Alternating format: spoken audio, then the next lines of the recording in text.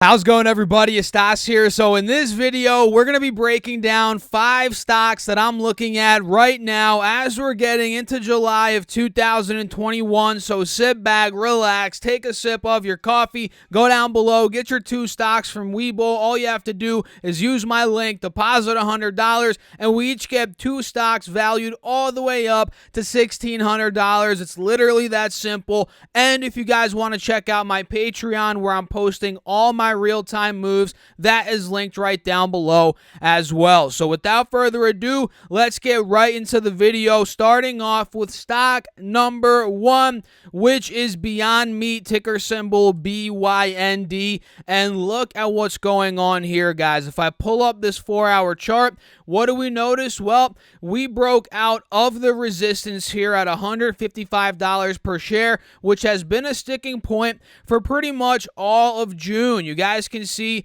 we ran up from $100 in the middle of May to about $150 at the end of May. So we had one heck of a rally of about 30-35%, and we've been consolidating since then, and rightfully so, considering how crazy that rally was. And we notice all of June, we pretty much formed an ascending triangle, right?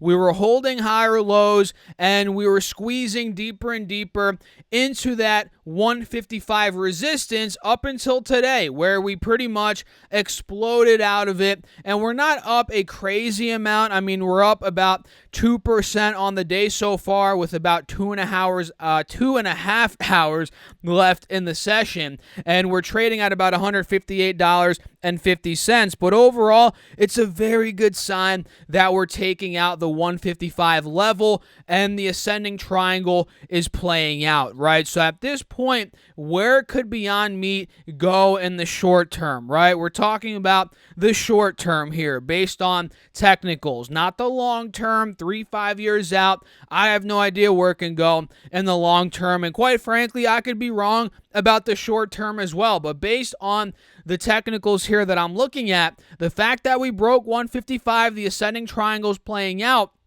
the next big resistance on Beyond Meat is $170. That was the high point from the beginning of November, also in the end of February. So that means from where we are now, and sure, we could consolidate, we could see some choppiness in the meantime, but from where we are now, mid 150s, high 150s, there's about 7, 8, maybe even more percent upside from where we are to about $170 per share. And again, does this mean it's for sure going to happen? No, guys, we don't know what's going to happen. But based on what I'm seeing, the breakout, that is where I think Beyond Meat could go. So watch out for that. Ticker symbol BYND. And DraftKings is another one. And full disclosure, this is my biggest swing position right now. Ticker symbol DKNG. And ever since that Hindenburg report came out, you guys remember that. The stock was at $55. It was doing quite well. I bought shares all throughout this dip. You know, I played some call options as well. And ever since the Hindenburg report came out, this took a hit from 55 to 46, so it lost about 15% of its value. And as expected, it bounced back. You know, as the dust, it bounced back. As the dust settled, we started coming back here, and I'm noticing a head and shoulder. It's very clear. You guys can see it. The left shoulder, the head, and the right shoulder. And this is on the 4-hour chart. Mind you, guys, on the 4-hour chart, that is what I typically look at when it comes to the broader view of the technicals of any specific stock, ETF, or index, right? And for me, like I said, I'm long on DKNG.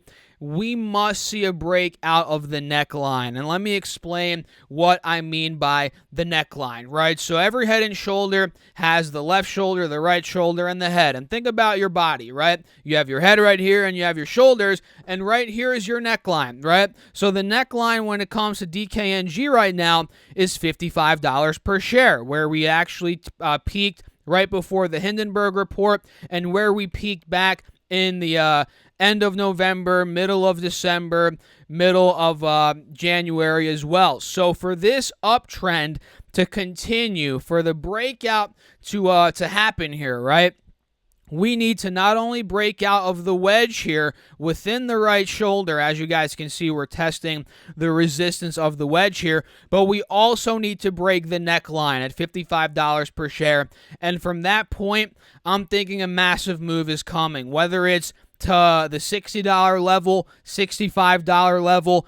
I think it's coming, and I'm in the stock. Like I said, I own shares, so I'm ready to go. I'm locked and loaded, and this is still well in a bear market from the peak. It's down about 30% from its all-time high peak at about $74 per share from the month of March here, so about 3 months ago. So I believe there's a lot of upside in DKNG, and as always, guys, do your own research. Don't buy or sell based on my opinion. That is very, very important. So BYND, DKNG, those are the top two. AMD is another one, which, full disclosure, I'm long on this one as well. And let me be honest with you all. This one, we called out at about $83, and I'm long at $76 and roughly 60 cents, something like that. So I'm already up about 20% on my position. So I'm up a ton. And I'll be honest with you guys, this is very overbought in the short term, but that doesn't mean it's a crappy play. In fact, if it pulls back, it could open up a wonderful opportunity within the breakout. And if you're not already in it, and I'm not a financial advisor, guys, so take this with a grain of salt, but if you're not already in it, I'd be careful. I wouldn't FOMO into it, and I would wait for a pullback anywhere from 93, where it's at now, let's say down to about $89, $90, maybe down to about $85, $86. This general area is where we could end up seeing it pull down to in the short term, and where buyers could step in, because again, it's very obvious that it's overbought here.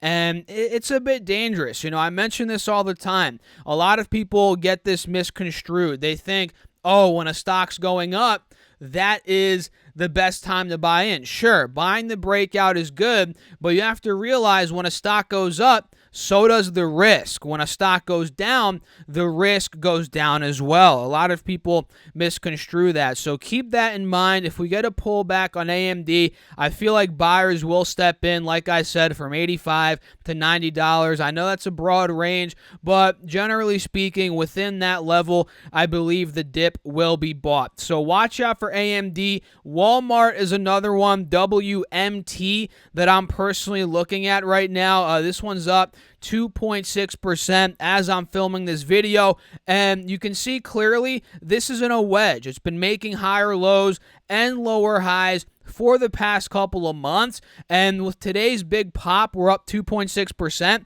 We're trading above both moving averages, right? And I'm putting an alert, let's say at $145, because I want to be notified the second this breaks the wedge and we start breaking out of the highs from the past couple of months, being around $140 to about $145. And at that point, I'm thinking we could go long on WMT here with an upside potential of $150, $155, maybe even $160 per share. So watch out for that. Set your alerts, guys. And that's another point. Alerts are very, very important because we can't possibly look at every stock throughout the day all the time. I mean, we don't have thousands of eyes, right, guys? So if you put alerts, that little ding goes off, ding, right? And you see, okay, this hit my alert. Then you can go look at the stock, right? Without the alerts, I guarantee you guys you're going to miss all these moves, right? That's just the truth. So watch out for Walmart. And the last one before we wrap up this good old video, and by the way, if you guys are enjoying this video so far, smash that like button. It really helps me out in the YouTube algorithm. And don't forget to get your 2 stocks from Webull. Those are linked right down below. Goldman Sachs, ticker symbol GS, is another one which, as of now, this is a head and shoulder. We can see, well, it's kind of in a gray area, actually. You know, remember we talked about DKNG earlier, which is in the head and shoulder, not quite yet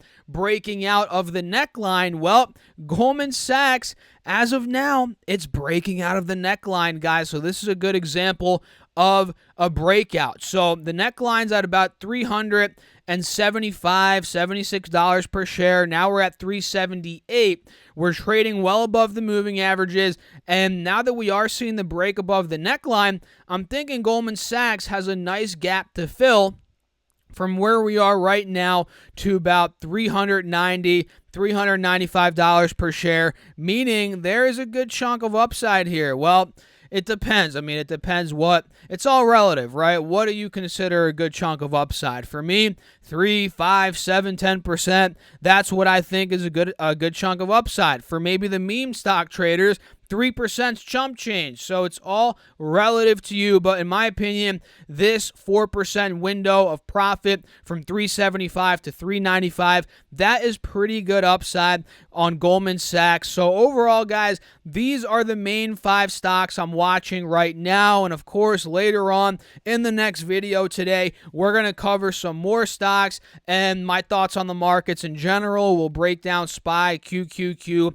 all that good stuff. We'll talk about some news as well. So make sure to subscribe so you don't miss that. And drop a comment on this video. What are your thoughts? And don't forget to smash that like button. And feel free to check out my Patreon if you guys want all my real-time moves, buys, sells, call-outs, morning update videos. If you're in the top tier ranking of Patreon, you get a morning video every day. Everything's on that Patreon. That's linked down below, or you guys can go to StockSurfFest.com/Patreon. That's StockSurfFest.com/Patreon. Make sure to also get your 2 stocks from Webull. All you have to do is use my link, deposit $100, and we each get 2 stocks valued up to $1,600. Same with M1 Finance. Use my link, deposit $100, and we each get $30 to invest with. So I'll catch you all in the next video. Thanks for tuning in. Again, as always, keep crushing the market. Stay safe out there, guys. Peace out.